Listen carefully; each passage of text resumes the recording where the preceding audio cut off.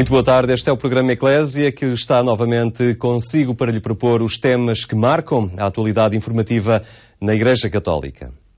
A Universidade Católica Portuguesa comemorou este domingo 45 anos de existência. Na cerimónia de comemoração, o reitor da Universidade lembrou a necessidade de se promover uma reflexão alargada sobre o futuro que está reservado para o ensino superior privado em Portugal. Alunos, funcionários e representantes das mais diversas áreas sociais não faltaram à sessão comemorativa dos 45 anos da Universidade Católica Portuguesa. Um momento para celebrar o aniversário, mas que serviu também para lembrar os desafios que por aí vêm. O reconhecimento nacional e internacional da Universidade Católica Portuguesa revela a importância que esta instituição tem tido nos últimos 45 anos na formação superior em Portugal. Por isso, e para que a Universidade esteja ao alcance de todos, é importante que o governo português considere o contributo que a sociedade civil e a Igreja podem dar, sendo para tal necessário rever as regras da atribuição de financiamento no ensino superior. A contrapartida do Estado não pode continuar a discriminar os estudantes portugueses pelas opções legitimamente assumidas de frequentar instituições que não sejam as do Estado. E muito menos se compreende que o dinheiro público, que é de todos os portugueses, seja negado a portugueses por frequentarem o ensino não estatal para ser dado a estudantes estrangeiros apenas por frequentarem universidades estatais, contribuindo desse modo para sustentar a irracionalidade e impedir a racionalização da rede pública. A viragem civilizacional que o mundo está a atravessar exige também um contributo mais forte por parte das instituições educativas, sobretudo ao nível da busca da sabedoria, base da cultura tão necessária para ultrapassar a crise atual. Deixem que vos diga, eu penso que na base da crise que estamos a atravessar está um grande déficit cultural, uma deficiência cultural. Roberto Schuman, um dos fundadores da Comunidade Europeia, disse um dia num discurso que a União ou será cultural ou não será. Por isso simplesmente. E esta é a porta aberta para o futuro.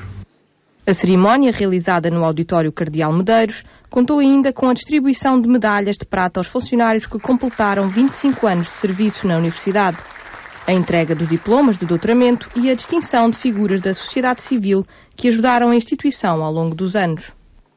A morte passou da família para o hospital, que não está preparado para essa função. São conclusões do trabalho de investigação A Morte e o Morrer, entre o deslugar e o lugar. Título da tese de doutoramento em bioética do padre José Nuno, capelão do Hospital de São João, no Porto.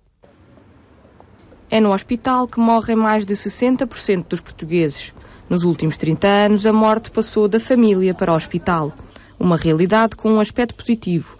As pessoas têm acesso a cuidados de saúde, morrem assistidas, as famílias não se veem sós, com o seu doente sem saber o que fazer. Mas o hospital não está ainda preparado para essa missão, que encontra na assistência espiritual e religiosa o princípio da resposta. É muito importante o acompanhamento religioso das pessoas que estão a morrer, mas o que há a fazer está muito aquém do acompanhamento religioso. O que há a fazer é todo um processo de humanizar a morte, de percebermos que o discurso sobre a dignidade da morte tem que ser complementado com o discurso sobre a humanidade do morrer, que não basta falar do direito individual a morrer, mas tem que se falar da obrigação da sociedade em acompanhar aqueles que morrem. Isto, eu creio que há todo um trabalho de humanização a fazer, para o qual foi a única razão, aliás, que me fez perseverar no combate cotidiano, que é acabar uma tese de doutoramento.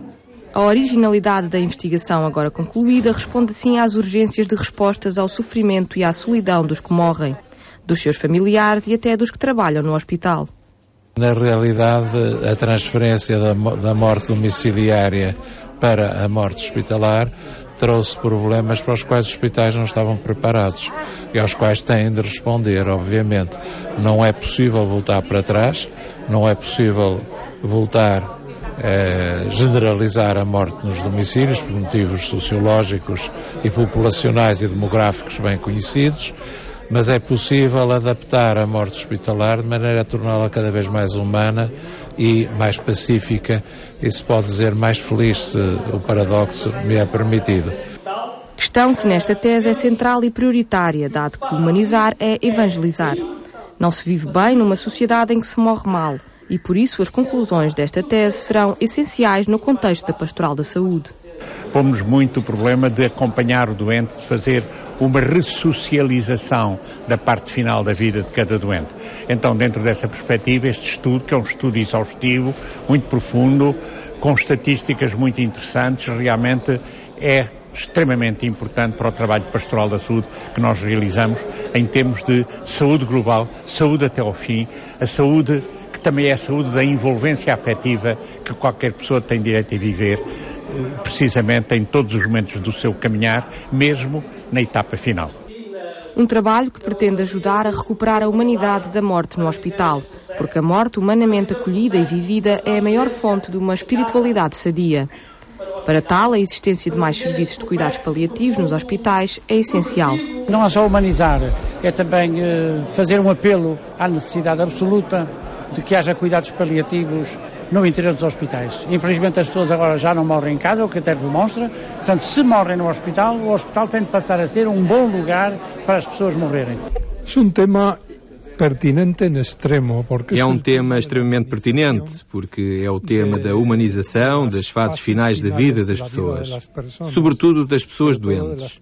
A tese está excelente. O Padre Nuno fez um ótimo trabalho e ainda para mais tem uma vantagem, que é a partir de uma análise da realidade. Interpreta muito bem essa realidade e faz propostas para o futuro, coisa que me parece fundamental. Faz propostas para o futuro, coisa que me parece fundamental. A morte e o morrer entre o deslugar e o lugar, precedência da antropologia para uma ética da hospitalidade e cuidados paliativos. Uma tese que para o Padre José Nuno faz parte da sua missão como capelão do Hospital São João no Porto. O júri aprovou-a por unanimidade e aclamação. Considerado o introdutor da genética molecular e da bioética em Portugal, Louis Archer e os seus estudos permanecem como referência para o mundo académico e científico. Num ciclo de conferências, a Universidade Católica Portuguesa, no Porto, evocou o legado do padre e cientista jesuíta que faleceu em outubro de 2011. Professores e investigadores universitários prestam homenagem a Louis Archer. Entre os que evocam a originalidade do seu pensamento, uma outra referência de bioética em Portugal, com a particularidade de ser amigo de infância de Louis Archer. Eu tive o privilégio de conhecer o professor Louis Archer na minha infância. Não já na adolescência, mas já na infância, porque havia amizade de famílias dos meus pais com os pais dele. As vidas de ambos cruzaram-se ao longo dos anos. Walter Oswald e Louis Archer trabalharam em conjunto, por exemplo, na elaboração de pareceres no Conselho Nacional de Ética para as Ciências da Vida. Fui sempre, pode dizer-se, um beneficiado com esse convívio, porque o professor Archer, para além de ser uma pessoa de excepcionais qualidades humanas e de uma delicadeza extraordinária, instintivamente era um mestre, isto é, estava sempre a dizer alguma coisa com que se aprendia. As qualidades humanas e científicas do padre jesuíta, falecido em outubro de 2011, estiveram em destaque nesta iniciativa do Instituto de Bioética da Universidade Católica do Porto. Louis Archer foi um dos pioneiros da bioética em Portugal e, portanto, junto com o professor Walter Oswald, que temos cá hoje, com o Dr. Pescaia e com o professor Daniel Serrão, foram realmente os introdutores desta área em Portugal e muito fizeram. E todos nós, no fundo, somos nada mais do que meros discípulos destes grandes mestres, de que o professor Archer é um claro representante e do qual temos certamente muita saudade. Numa das conferências, Diego Gracia, professor universitário espanhol, sublinhou a atualidade do pensamento de Archer. Um pensamento de enorme atualidade. É um pensamento de enorme atualidade. Já tenho dito que a bioética é uma ciência muito jovem, mas todo mundo a conhece. Porque o tema da vida, do futuro da vida, os ecossistemas, tudo isto é de uma enorme atualidade. Eu sempre digo que cada geração tem de repensar a ética inteira, de acordo com os problemas que essa geração tem. E os nossos problemas são muitos. E muitos estão relacionados com o presente e com o futuro da vida e da qualidade da vida. A terceira e última sessão da homenagem ao padre Luís Archer decorre a 8 de fevereiro com a intervenção de Roberto Adorno, da Faculdade de Direito da Universidade de Zurique, que vai proferir a conferência Natureza Humana, Direitos Humanos e Direito Internacional na Era da Biotecnologia. Relembrar o que mudou com o Concílio Vaticano II foi o mote para os encontros que decorreram durante o mês de janeiro na paróquia de Santa Isabel, em Lisboa. Encontros que contaram com os testemunhos de paroquianos que há 50 anos viveram na primeira pessoa as mudanças que saíram do concílio. Em 1965, quando terminou o Concílio Vaticano II, Olga Pinheiro era já paroquiana na Igreja de Santa Isabel. Assistente social na Santa Casa da Misericórdia, era também responsável pela coordenação das técnicas paroquianas em Lisboa.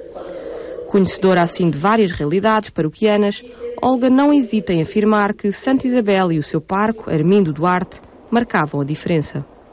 A paróquia era muito frequentada por chamados católicos progressistas, mas ele era realmente alguém que fazia a ponte entre esses e os conservadores, assim chamados, e portanto fazia realmente, fazia da comunidade uma comunidade muito, como é que se diz, muito capaz de novidade, mas de uma novidade com equilíbrio, de uma novidade que era pensada, que era refletida e que portanto resultava como melhor para a formação dos paroquianos e da comunidade em geral.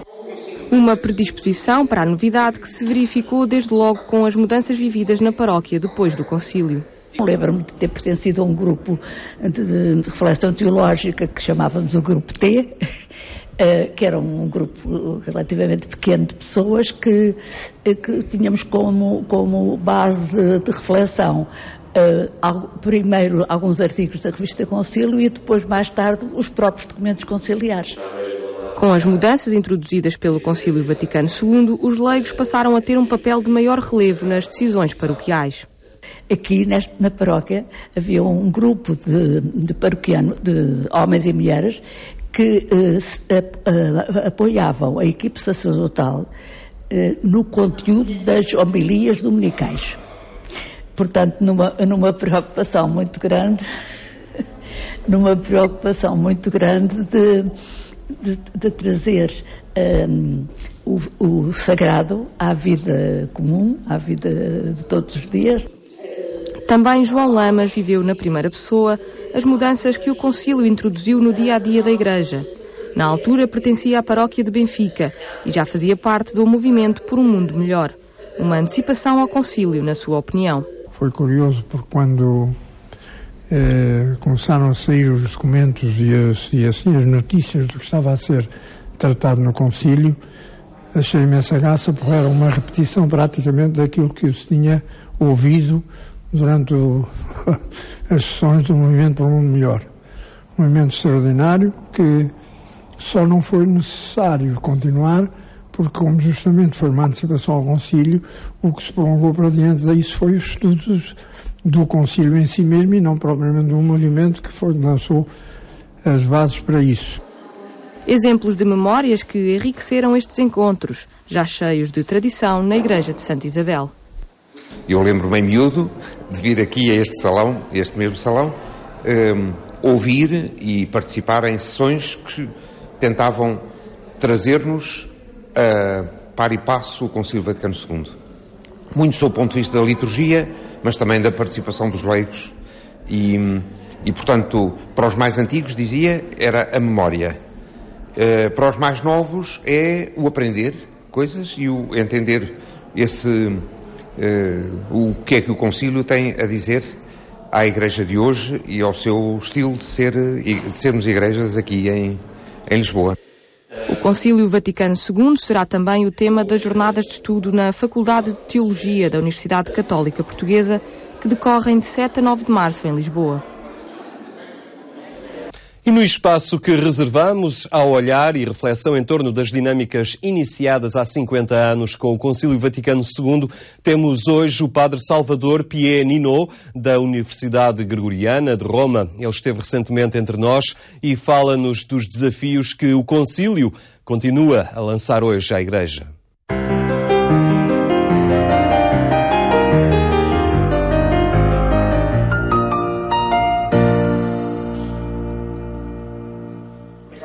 É professor de Eclesiologia da Universidade Gregoriana em Roma e esteve em Portugal a orientar as jornadas de formação do clero da Diocese de Setúbal. O padre Salvador Pienino sente o atual momento como determinante para a Igreja se sintonizar com os tempos e, para isso, necessita de sacerdotes mais atentos. A 50 anos da abertura do Concílio Vaticano II, este sacerdote de Barcelona entende que permanece grande parte da sua atualidade e que existem ainda dimensões a explorar.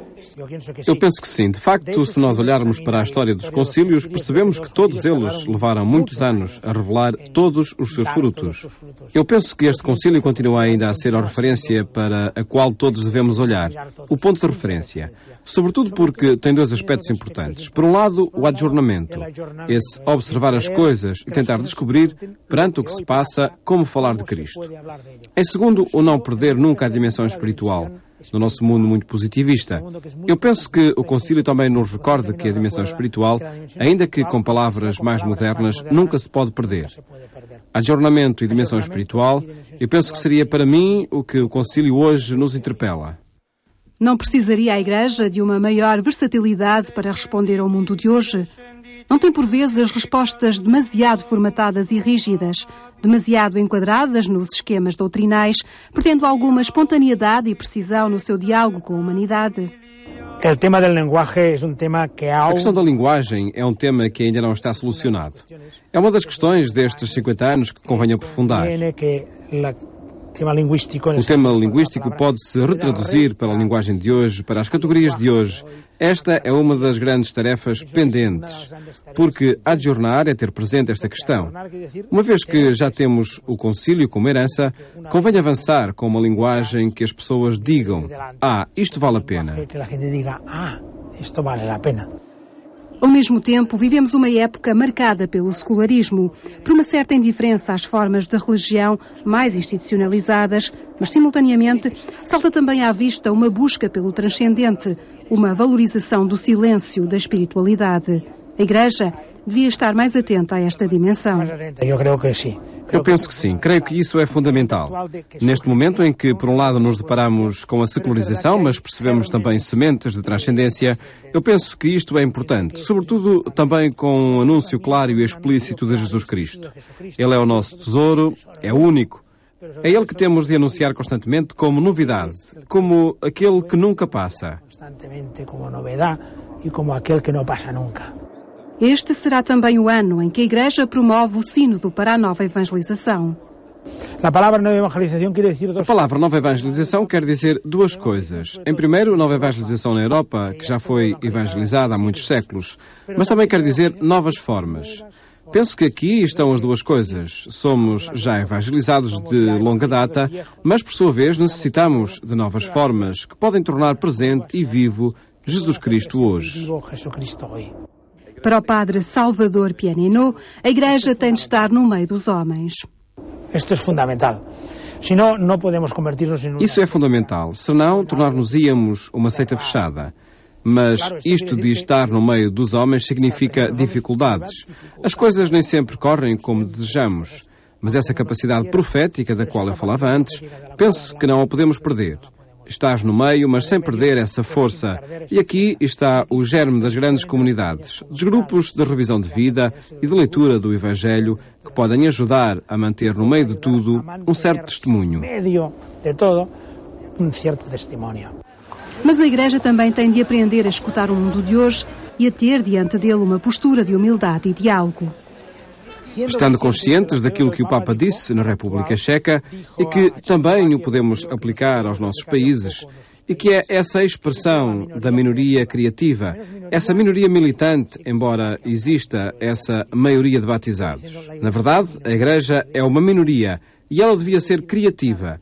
Ser criativo é saber escutar. Gosto da expressão minoria criativa, para expressar que se somos minoria que quer ser mais militante, temos de o conseguir de forma mais capaz. Não é dizer que, enfim, somos um pequeno grupo, não vamos fazer nada. Não. Possuir uma criatividade que escuta a realidade. A coincidência deste sínodo com o aniversário da abertura do concílio pode agitar positivamente a Igreja. Por isto se hace também o ano da fé.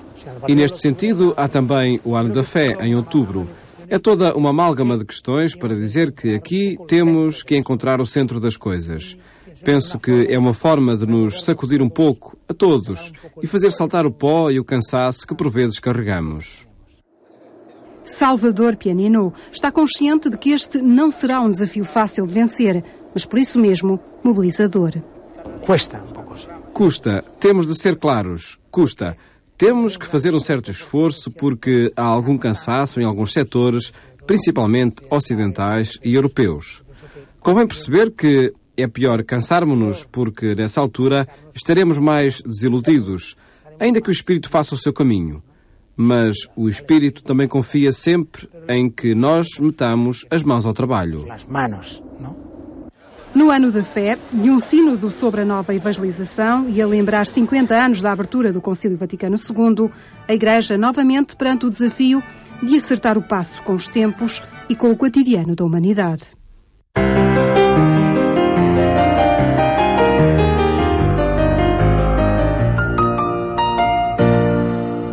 E é assim que concluímos este espaço informativo que está também acessível através da internet em agência.eclésia.pt. Agradecemos a sua atenção e a Eclésia regressa amanhã, à mesma hora. Até lá tenha uma muito boa tarde.